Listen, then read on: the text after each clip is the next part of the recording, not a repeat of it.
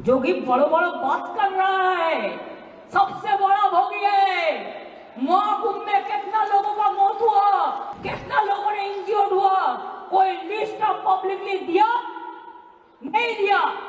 जोगी बड़ो बड़ो बात कर रहा है, सबसे बड़ा भोगी है।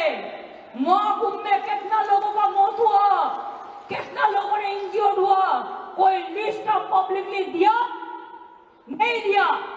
बड़ा बड़ा बात करते हो, किसने एनकाउंटर में मेरा मारा, एक भी में रैली किसी को नहीं करने देते, एक भी मिছিল नहीं करने देते, लोगों को डर दिखा के रख दिया। लोगों ने एक रैली भी नहीं कर सकते है। अरे बांग्लाয় तो फ्रीडम আছে, সিপিএম র‍্যালি করে, সিপিআই করে, আলট্রা লেফটরাও কখনো কখনো করে, এসইউসিও করে, কংগ্রেসও করে, আর বিজেপি তো পারমিশনের প্রয়োজন নেই, আসল জায়গা থেকে চলে আসে।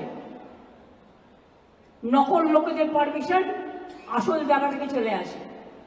আমি কি বলছি বুঝতে পারছি, ইশারাই কাফি। সুতরাং আপনাদের আমি এটাই বলবো, যদি আপনারা আমাকে ভালো দেখতে চান, it is my personal appeal,